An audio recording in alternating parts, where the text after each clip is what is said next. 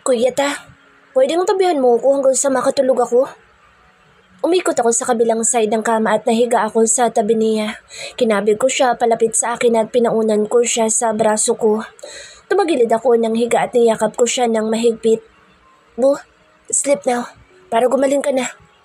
Inalikan ko siya na ilang beses. Sumiksik siya sa katawan ko at napasinghap ako nang dumikit ang labi niya sa leeg ko. Damn it, she's sick, David. Control yourself. Ani ko sa isip nang kumislot ang pagkalalaki ko nang yumakap sa Daisy sa akin at madama ko ang malambot niyang dibdib. Kiliti sa bandang leeg ko ang nagpagising sa akin. Mainit at panakanak ang dumadampi sa leeg ko na hindi ko alam kung ano at saan ito nagmumula. Dahan-dahan kong iminulat ang mata ko at napangiti ako nang mabungaran ko ang mukha ni Kuya Ta na natutulog at nakasiksik ang kanyang mukha sa leeg ko. Tumagilid ako ng higa paharap sa kanya. Ang gwapo mo talaga, Tandang David. Bulong ko. Gamit ang hintuturo ko, pinadaanan ko ang makapal na kilay na nakadagdag sa karisma niya. Ang ilong niya na napakatangos. Nagtagal ang hintuturo ko sa kanyang labi na medyo nakaawang. Ang labi niyang kinababaliwan ko at napakasarap magparusa. Hindi ako nakatiis. Pinatakan ko ng magaan na halik ang labi niya. Unti-unting nagmulat ng mata si Kuya Ta at ngumiti ng pagkatamis-tamis nang mabungaran niya ako ng sobrang lapit sa mukha niya. Did you just steal a kiss while I was sleeping? Muli kong inilapit ang labi ko sa labi niya at pumikit ako. Naramdaman ko na lang ang mapagparusang halik ni Kuya Ta. Idinilat ko ang mata ko nang bigla siyang tumigil sa paghalik sa akin. Nagtataka ako nang mariin niya akong tinitikan. I need to stop, Bu, before I lose control again. How are you feeling? Bumangon si Kuya Ta at naupo sa kama. Nakasandal ang likuran niya sa headboard ng kama. Visible na sa mata niya ang pagod. Yumuko siya at hinalikan ng noo ko. Thanks God, wala ka ng lagnat. Tura ni Kuya Ta at humikab ito. Hindi pa pala kami nakakapag-usap simula nang dumating siya galing Amerika. Bumangon ako. Patagilid na nakaupo. Isinandal ko ang ulo ko sa dibdib niya habang ang isang kamay ko'y nakayakap sa kanya. Naramdaman ko ang paghaplos-haplos niya at paghalik sa buhok ko. Nag-alala ka ba sa akin ng gusto? Salamat sa pag-aalaga sa akin. Simula nang mamatay ang lola ko, pakiramdam ko, mag-isa na lang ako sa mundo. Muli niyang hinalikan ang buhok ko at hinaplos ang braso kong nakayakap sa kanya. From now on, ako na ang mag-aalaga sa iyo. I will take care of you and protect you, Bu. Salamat, Kuya Ta. Gustong gusto ko sabihin sa kanya na mahal ko siya pero naduduwag ako. Sana lagi na lang kaming ganito. Alam ko magkaiba ang mundo namin ni Kuya Ta pero sa ngayon ayoko munang isipin iyon. Masaya ako na nasa tabi ko siya at ganito kami. Are you okay, Bu? Tumango ako habang nakayakap ako sa kanya. Naririnig ko ang tibok ng puso niya at napakasarap sa pakiramdam na makulong sa mga bisig niya. Iniupo ko ni Kuya Ta sa kandungan niya at mabibining halik sa braso at balikat ko ang ipinapadaman niya sa akin. Hinawakan niya ang bato ko at siniila ko ng isang mapusok na halik na tanugon ko kaagad. Nahinto lang kami sa halikan ng tumunog ang tiyan ko dahil kanina pa ako nakakaramdam ng gutom. Malakas na tawa ni Kuya Ta ang sunod kong narinig. I think I need to feed my baby first before kissing her. Sabay kaming nagtawanan ni Kuya Ta. Nang sulyapan ko ang wall clock, maghahating gabi na.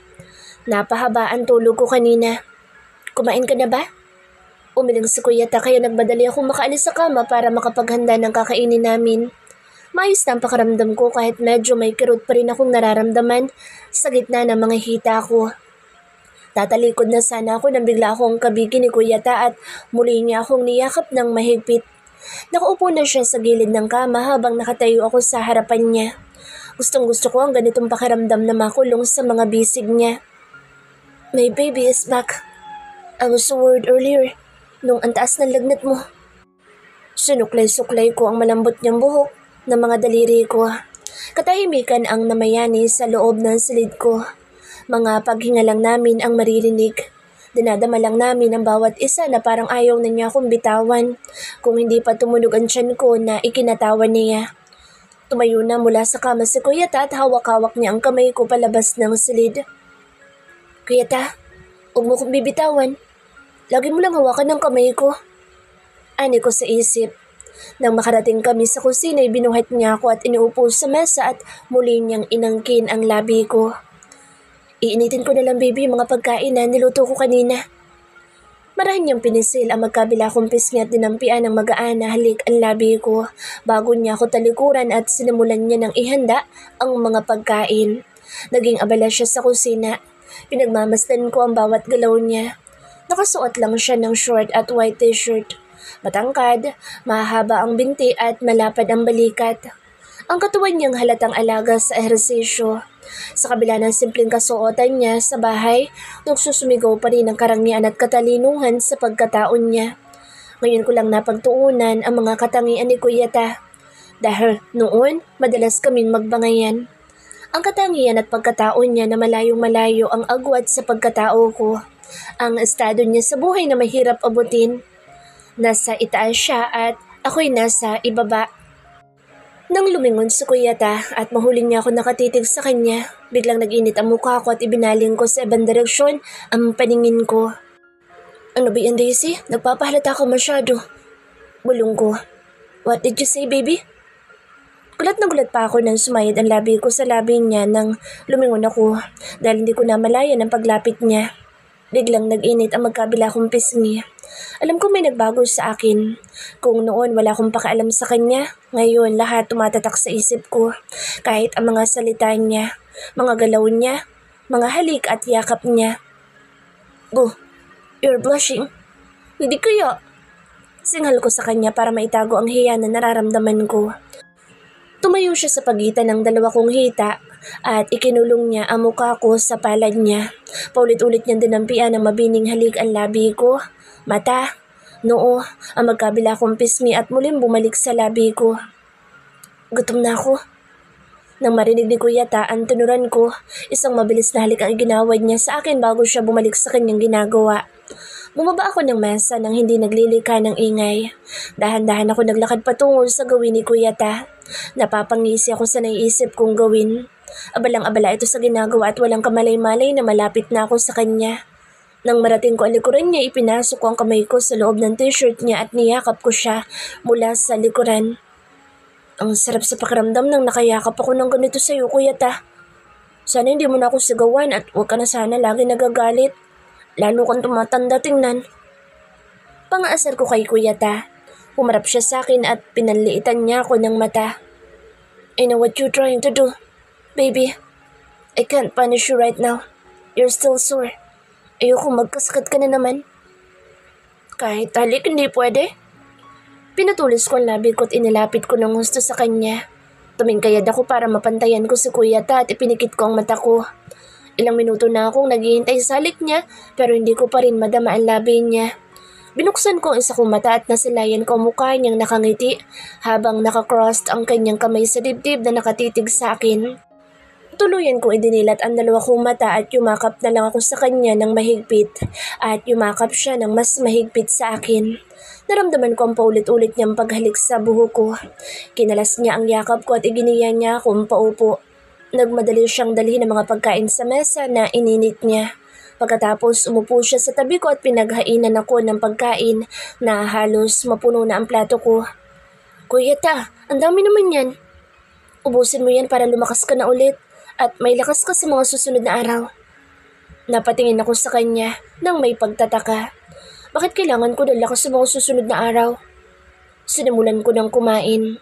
Nagsunod-sunod ang pagsubo ko at hindi ko na pinansin si Kuya Ta. Baby, slow down. Inabutan niya ako ng tubig at marang hinaplos-saplos sa likuran ko. Salamat Kuya Ta. Ang sarap ng pagkain. At ikaw? Turan ko at ngumisi ako sa kanya. Promise mo, aalagaan kita at ipagluluto kita lagi. Your birthday is getting near, boo. Anything you want for your birthday? Magkayakap kaming nakaupo sa sofa habang nanonood ng TV.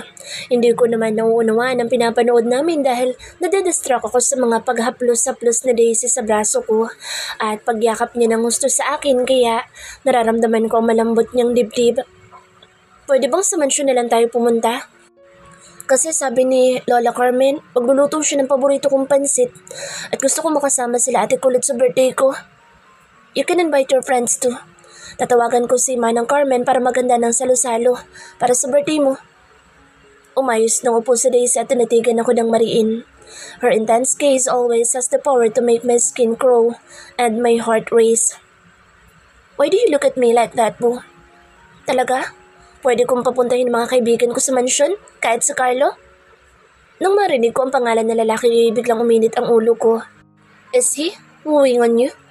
Bakit kayo magkasama kanina? My heart is racing with anger. Nagsasalos ka ba, Kuya Ta, kay Carlo? Tanong ni Daisy, kasunod na isang malakas na tawa na nagpainis sa akin ng husto. I'm not jealous. Maybe I am, dahil alam kong mas bata siya sa akin. It irritates me knowing that they always see each other at the university every day. Tumayo si Daisy sa harapan ko at nakapamewang na tinitigan ako, and I can see that she trying to read my mind. She smirked and stared at me again. Masaya ako na nagsasalos ka kay Carlo. Napatitig ako sa kanya ng matagal. Hindi ko inaasahan ang tinuran niya. Why is that? Kasi ibig sabihin, mahalaga ako sa'yo. Saka hindi ka naman dapat magselos kay Carlo kasi hindi ko naman siya gusto.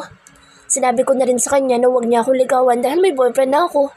Saka gustong gusto ng kaibigan ko si Carlo. Yung nakita mo kahapon na magkasama kami, hinatid niya lang ako. Kaming tatlong magkakaibigan ang hinatid niya. Ako lang ang pinakahuli dahil nauna ang bahay nila Mary at Magdalena na madadaanan ni Carlo. Hindi ko akalain na nagawa ko magsalo sa lalaking iyon. Hindi ko napigilan ang mapangiti nang sabihin ni Daisy na sinabi niya sa lalaking iyon na may boyfriend na ito. Sunod-sunod ako napalunok nang umupo sa kandungan ko sa Daisy at maupan niya ang nasa gitna ng mga hita ko. The monster between my thighs getting hard nang naglulumikot sa Daisy sa kandungan ko. Baby, how are you feeling? Tanong ko habang naglulumikot na ang kamay ko sa hita niya at paulit-ulit kong hinahalikan ng braso niya at balikat niya. She's just wearing a white t-shirt and undies kaya konting galaw niya ay nalalantad ang makinis niyang mga hita. Maayos na ang pakiramdam ko, di na rin masakit ang bulaklak ko. It sounds funny when she calls that a flower. Kuya Ta, pwede mo na ako ulit parusahan, hindi na masakit. Whatever my baby wants, I'll give it to her. Hinawakan ko ang batok niya at siniil ko na ng halik ang labi niya. Paiba-iba ng direksyon ng ulo namin dahil sa mapusok na halikan na pinagsasaluhan naming dalawa. Ang dapat na salo-salo sa mansyon para sa birthday ko ay hindi matutuloy dahil may sakit ang Lola Carmen ko. Kaya pagkagaling ko sa university, dito na ako dumiretso sa ospital para dalawin si Lola. Tinawagan ko si Kuya Ta. Nagagabihin ako ng uwi dahil dadaan ako ng ospital. Ayoko mag-celebrate ng birthday ko kung alam kong hindi maayos ang Lola Carmen ko. Kahit paulit-ulit akong kinukulit ni Kuya Ta na lumabas kaming dalawa ngayon. Nilambing at kinausap ko lang siya ng maayos kaya napapayag ko din na sa kondo na lang kaming dalawa mag-celebrate mamaya pag uwi ko. Opo, nandito ka na pala. Kanina ka pa dumating? Nakatulog na naman ako. Ang dami nilang pinapainom na gamot sa akin. Gusto ko nang umuwi ng mansyon. Bumalik ako sa kasalukuyan na magsalita ang Lola. Isang private room ang kinuha ni Kuya Ta para kay Lola kaya maayos ang kalagayan nito. Mga kalahating oras pa lang ako, Lola, dito. Kailangan mo magpagaling, Lola. Gusto mo bang umuwi na lang tayo sa probinsya muna para makalanghap ka ng sariwang hangin? Sabi ni Ate Ami, sige trabaho mo pa rin kahit sinabi na ni Sir David na huwag ka na magpagod. Hindi alam ni Lola Carmen ang tungkol sa amin ni Sir David. Hindi ko alam kung paano sasabihin sa kanya lalo na at hindi maganda ang lagay ng puso niya. Maganda nga yan na ideya, Apo. Lalo na't matatapos ng unang semester ng klase mo. Pasensya ka na, Apo, ha? Hindi mo na celebrate ang birthday mo nang dahil sa akin. Opo, Lola. Dadaling kita sa probinsya pag nakalabas ka na. Saka huwag mong alalahanin ang tungkol sa birthday ko. Magpagaling ka lang, Lola. Isang oras din kami nag-usap ni Lola bago ito muling nakatulog. Ilang sandali pa'y dumating si Ami para magbantay kay Lola. Happy birthday, Daisy. Ito ang regalo namin nila Ate Malu at ng mga kasamahan natin sa mansyon. Pinadala nila sa akin. Salamat, Ate Kulot. Kung hindi mo lang birthday, may inis na ako sa'yo. Nanawag mo na naman akong kulot. Ngumisi ako sa kanya at niyakap ko siya. Joke lang, Ate Ami. Ikaw nang bahala kay Lola Carmen. Excited na akong umuwi sa kondo para makasama si Kuya Ta. Marunong na ako sa paikot-ikot sa Maynila.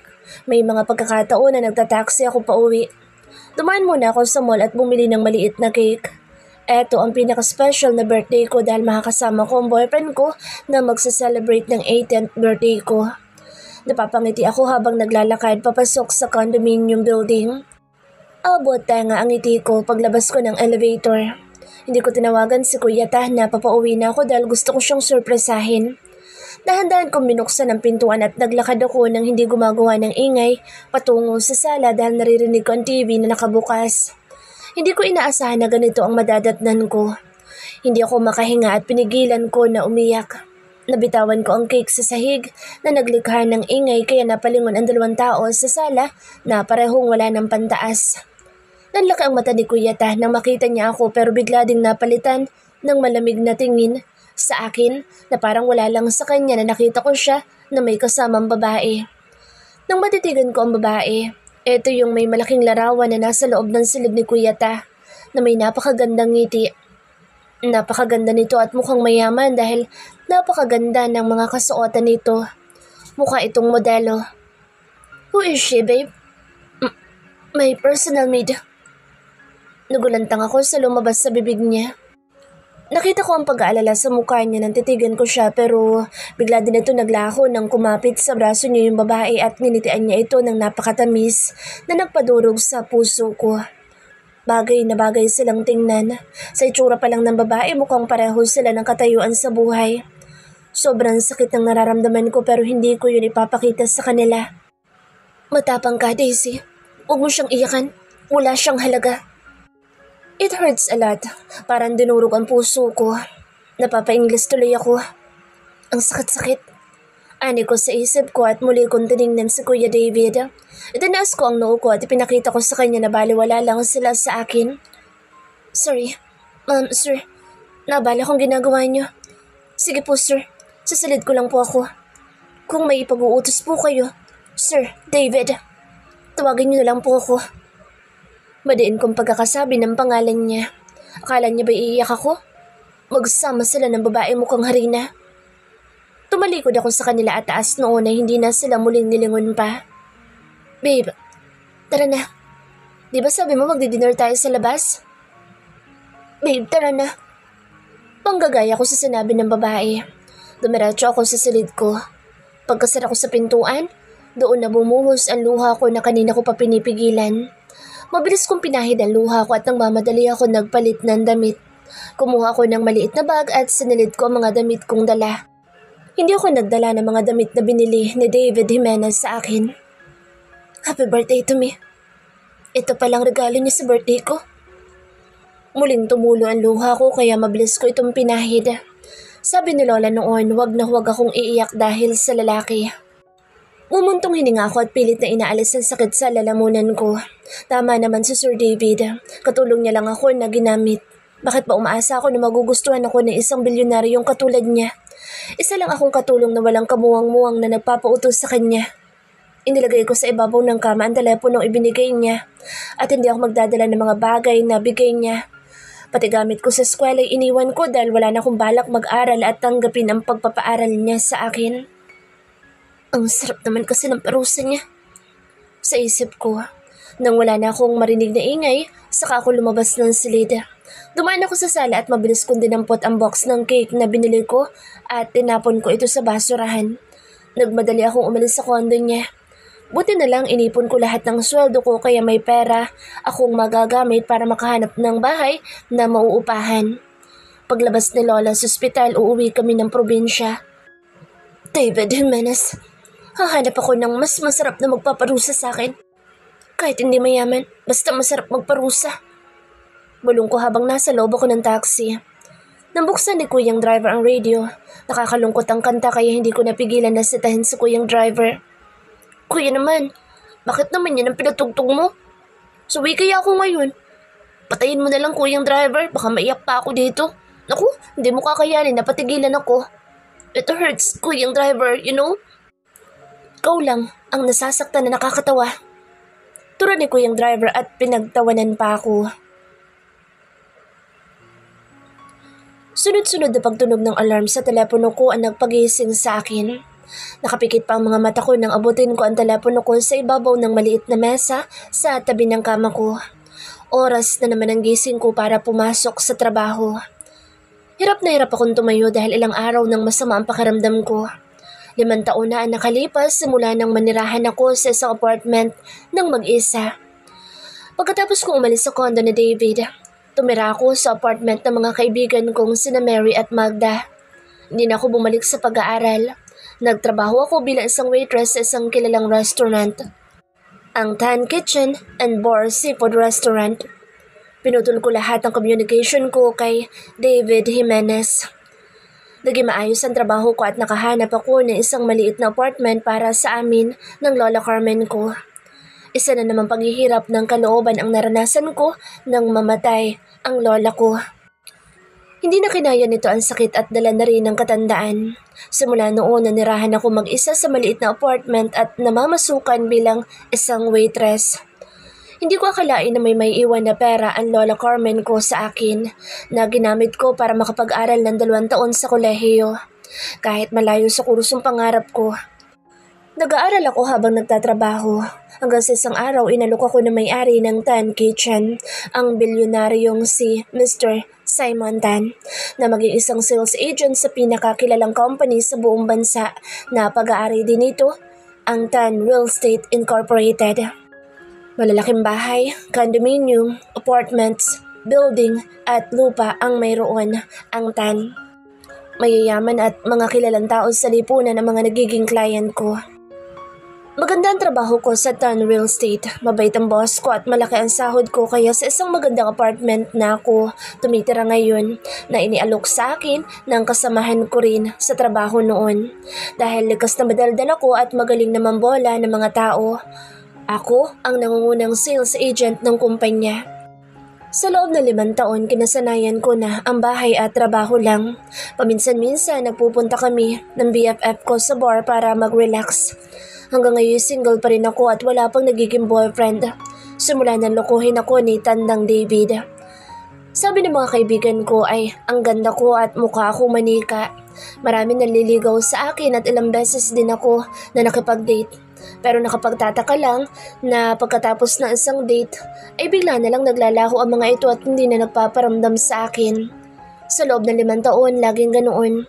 Kaya hindi ako makahanap ng mas masarap na magpaparusa kaysa kay Tandang David. Hanggang sa tumigil na ako makapag-date. May mga araw na natutukso akong alamin ang nangyari sa buhay ni Tandang David sa internet. Pero masyadong private ang buhay nito kaya wala akong nalaman ni kahit ano.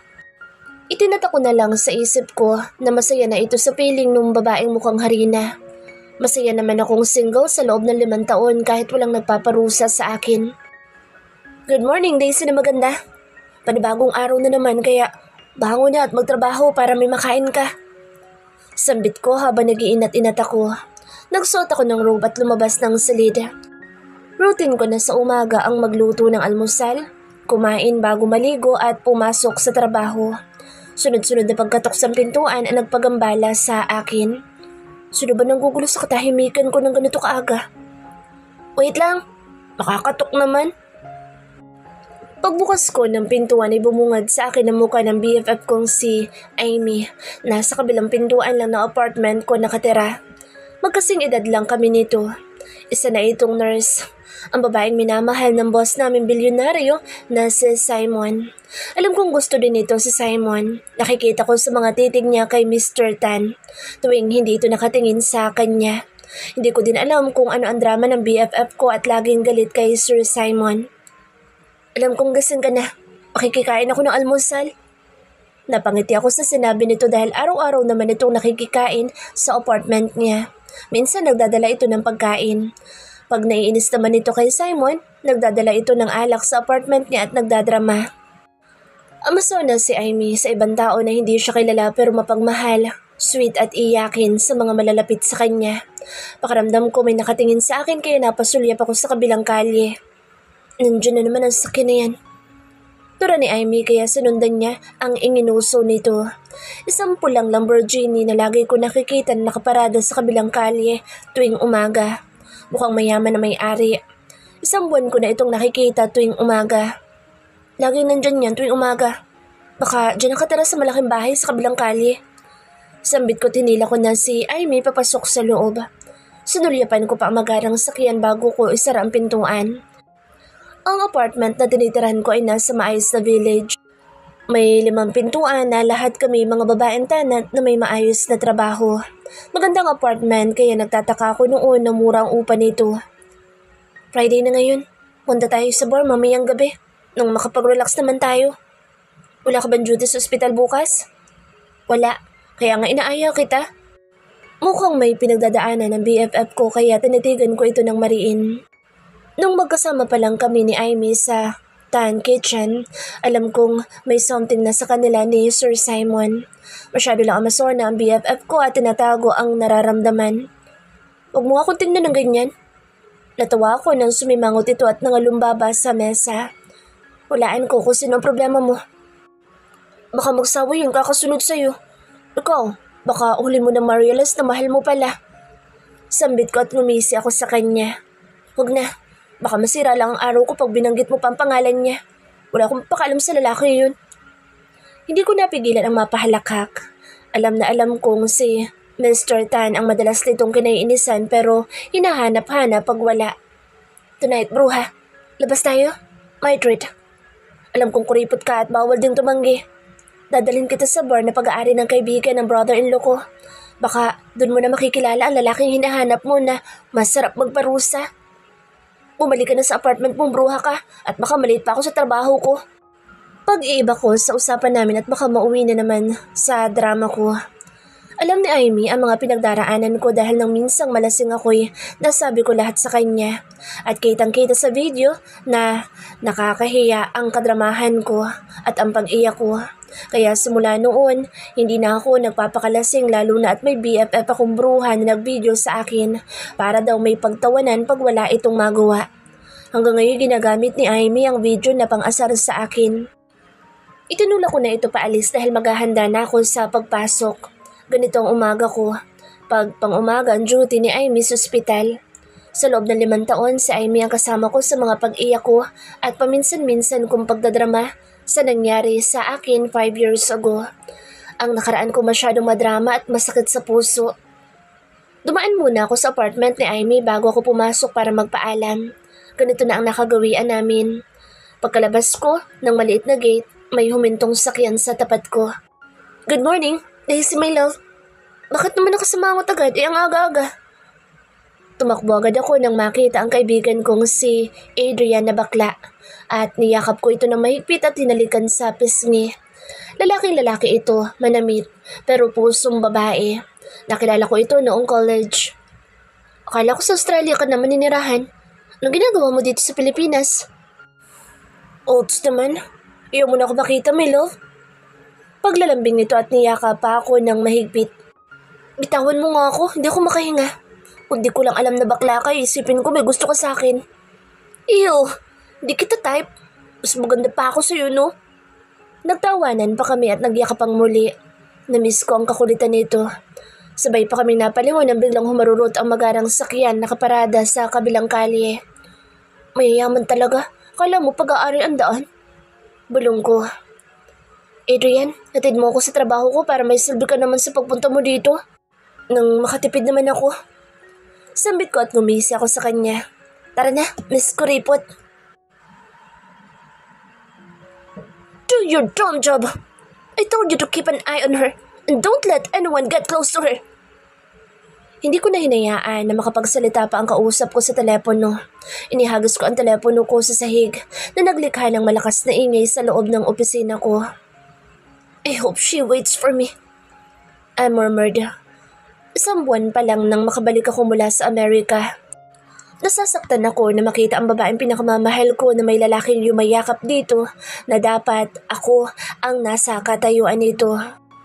Alam kong kasalanan ko kung bakit hindi ako makalapit dito. Tumungo ako sa maliit na minibar sa loob ng private room ko sa opisina. I'm dumb jealous of that man that hugging her. 5 dumb years that I wasted because of my past still haunting me. I uttered. Tinungga ko ang alak sa bote na halos mga lahati ko ang laman nito. It's my fault. Why she's not with me? I'm so hurt right now seeing her with another man. I uttered at muli kong tinungga ang alak. Lumabas ako ng private room na pasuray-suray habang hawak-hawak ko ang bote ng alak na may konti panlaman. Nakakaramdam na ako ng hilo nang bumukas ang pintuan ng opisina ko at makita ang taong dahilan ng lahat kung bakit nagkakaganito ako. What are you doing here, Isabel? Lasing ka na naman. Nasa ospital ang anak ko. Sabi ko naman sa'yo na pupuntahan natin siya. Paano ka pa makakapunta kung lasing ka na naman?